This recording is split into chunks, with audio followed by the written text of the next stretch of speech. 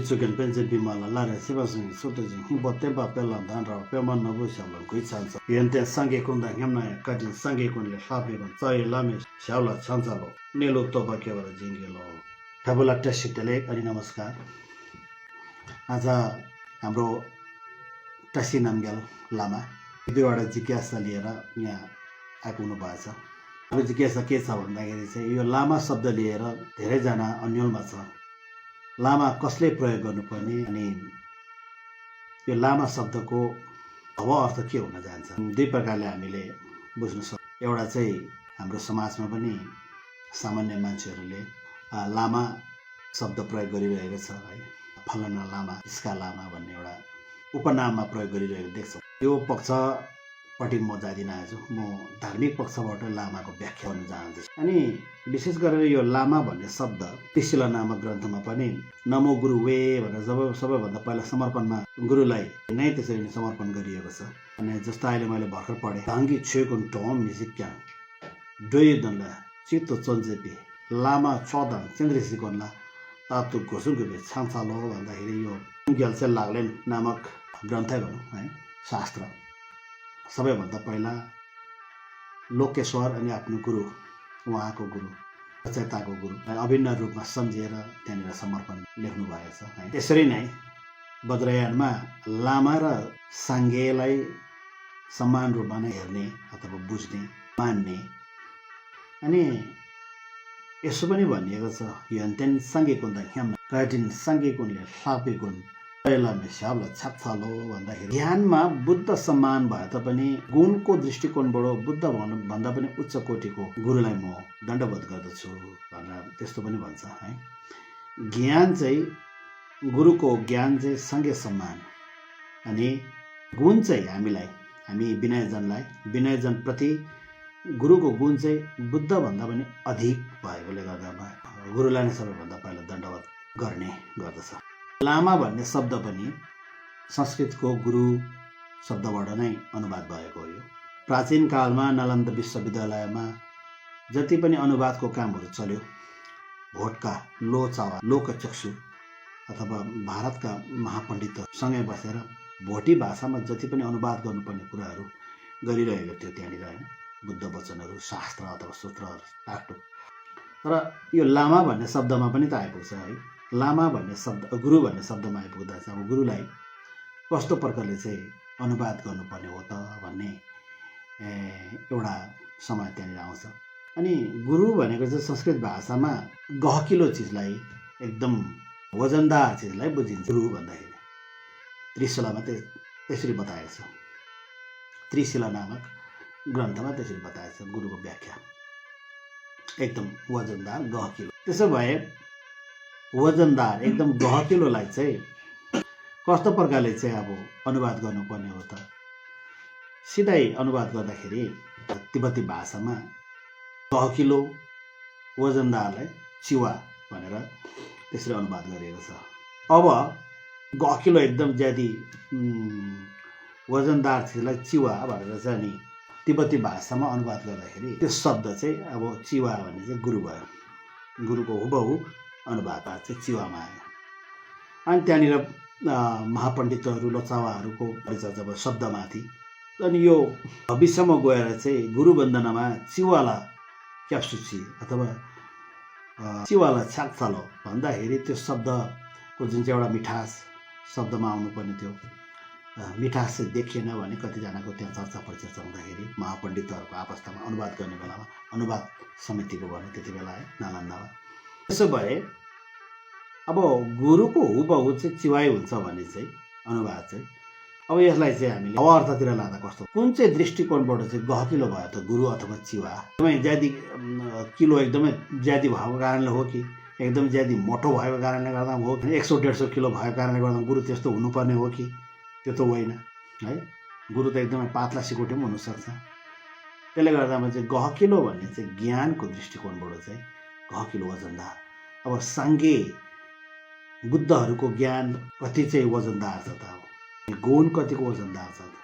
अब ज्ञानलाई पनि अब हाम्रो छेमा पाङतोकी योन्दे भनेपछि साङ्गेहरूले जति पनि उहाँहरूले परित्याग गर्नुभएको छ त्यागको पक्षलाई पनि ज्ञानमा राखे। अनि त्यागिसकेपछिको अनि उहाँले प्राप्त गर्नुभएको अभिमुख गर्नुभएको ज्ञानलाई पनि अनि ज्ञान नै राखेको छ। त्यसले गर्दामा चाहिँ दुवै पक्ष ज्ञान नै हो है। त्यागेको पक्ष पनि ज्ञान हो अनि उहाँले अभिमुख गर्नुभएको पक्ष पनि ज्ञान हो। त्यो त अथाह असीम छन्। त्यसैले गर्दामा त्यो दृष्टिकोणबाट चाहिँ उहाँहरू अति नै गहकिलो हो भन्ने कुरा। त्यसो भए अब यसलाई भाव अर्थमा ल्याउँदा चाहिँ चिवामा अलिकति शब्दमा मिठास आएन, यसलाई चाहिँ भाव अर्थमा ल्याउँदा चाहिँ के हुन्छ भन्ने कुरा त्यहाँनिर आउँदाखेरि चाहिँ अन्तिम निर्णय के भन्दाखेरि चाहिँ अनि लामा भन्ने शब्दमा आयो। तर यहाँनिर लामा भन्दाखेरि यो शब्द दुईवटा शब्दबाट जोडेर बनेको छ। एउटा ला हो, एउटा मा हो। यो दुईवटा शब्द आफ्नो आफ्नो ठाउँमा छ। ला भन्दाखेरि त्यसको एउटा लाना मेपा भन्ने एउटा शब्द छ है छेमा अथवा तिब्बती भाषामा।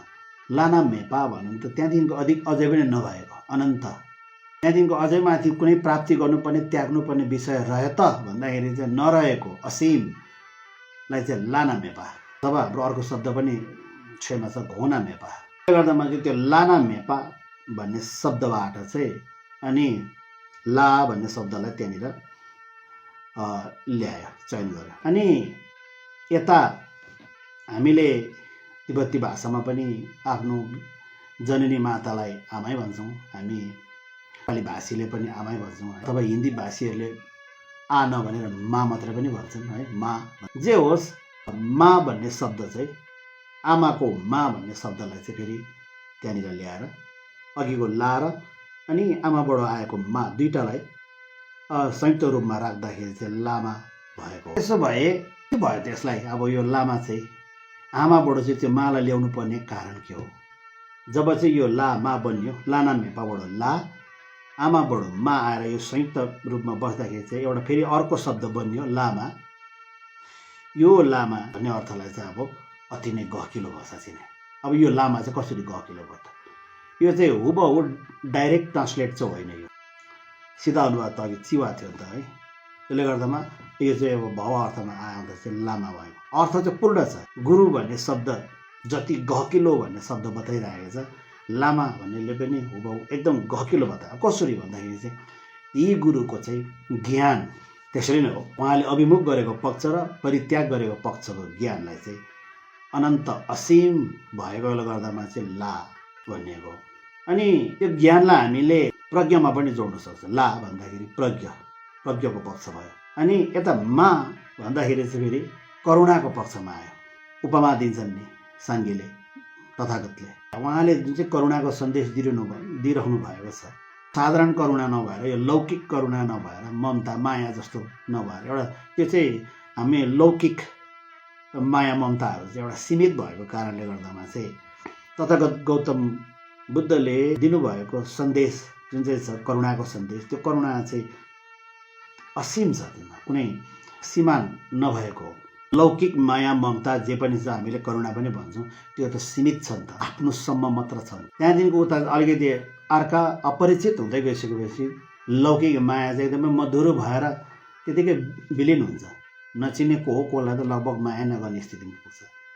तर लोकमा लौकिक माया चाहिँ आफूलाई भन्दा म र मेरोलाई चाहिँ अत्यन्तै माया गर्छ। लौकिक माया ममता जे भने पनि करुणा भने पनि त्यसमा चाहिँ भनौँ आसक्त पनि त्यहाँनिर मिश्रित भएको छ त्यो लौकिक मायामा चाहिँ। त्यसैले गर्दामा अहिले तथागत गौतम बुद्धले बताउनु भएको चाहिँ ग्रन्थको करुणा छ, बोधि सत्ववद बोधि चित्तवद, त्यो करुणा चाहिँ असीम, केवल आफ्नो म र मेरो मात्र नभएर सर्वव्यापक प्राणीप्रति त्यो करुणा चाहिँ निस्वार्थ रूपले चाहिँ उत्पन्न गर्न सक्यो भने चाहिँ त्यो बोधिसत्व हो।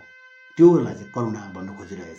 त्यो खालको निस्वार्थ करुणा, आसक्त रहित करुणा चाहिँ अब कसरी चाहिँ व्याख्या गर्ने त? अब यो हाम्रो लोकमा भन्दाखेरि चाहिँ अब लोकमा सबैभन्दा करुणाको प्रतीक यदि हामीले एउटा उपमा दिनु पर्यो भने लोकमा चाहिँ आमालाई मात्रै दिनु सक्छ। बाबाकोमा पनि हुन्छ, तर आमाकोमा भएको आफ्नो नानीहरूप्रतिको जुन चाहिँ एउटा आमामा एउटा परित्यागको भावना, त्यागको भावना अथवा त्यो माथि एउटा करुणा राख्छ, त्यो करुणा चाहिँ साँच्चै नै एकदमै लोकमा चाहिँ त्योभन्दा बढी चाहिँ नभएकोले गर्दामा तथागत गौतम बुद्धले अनि एउटा आमामा भएको करुणा उपमा दिँदा चाहिँ अब त्योभन्दा बेसी उपमा दिने ठाउँ नभेट्दाखेरि चाहिँ अनि आमामा राखेको त्यो करुणा। त्यसले गर्दामा चाहिँ आमाको मालाई चाहिँ ल्याएर लासँग जोड्दाखेरि चाहिँ अनि त्यहाँनिर ला त एउटा त्यो ज्ञानको पराकाष्ठमा पुग्दाखेरि त्यो ला चाहिँ प्रज्ञा भइगयो।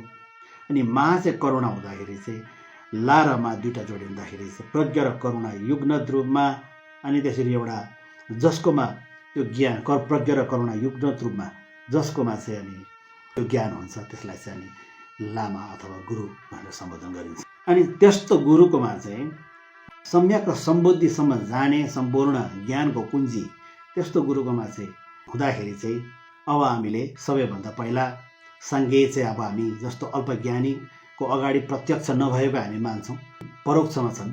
हामी जस्तो अल्पज्ञानीको दृष्टिकोणबाट साङ्गे चाहिँ प्रत्यक्ष छैनन्, परोक्षमा हुनुहुन्छ। त्यसो भए अब प्रत्यक्षमा चाहिँ को चाहिँ छन् त? अब त्यो सम्यक सम्बुद्धिको मार्गको कुञ्जी कसकोबाट चाहिँ भेटिला त भन्दाखेरि चाहिँ प्रत्यक्षमा भएको चाहिँ त्यस्तो ज्ञान र गुणले युक्त भएको गुरु कहाँ चाहिँ त्यो कुञ्जी भएकोले गर्दामा चाहिँ हामी सबैभन्दा अगाडि गुरु शरणम गच्छामि अर्थात् लामालाई क्या सुची भनेर चाहिँ हामीले त्यसरी नै शरणगमन पनि गर्छौँ।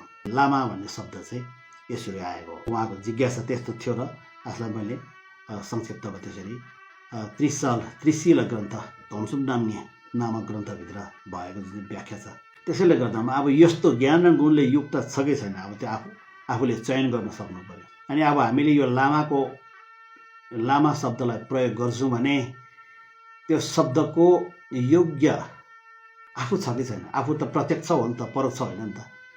आफ्नो लागि अरू पो परोक्ष हो त, आफू त प्रत्यक्ष हो। म भित्र त्यस्तो खालको ज्ञान र गुण पाङतोक्की योन्देन सम्पूर्ण अनि समग्रमा भन्नुपर्दा प्रज्ञा र करुणा युग्रत रूपमा म भित्र विकसित भएको छ कि छैन त? यदि छ भने चाहिँ लामा भन्ने समग्र दृष्टिकोणबाट प्रयोग गर्दा भयो।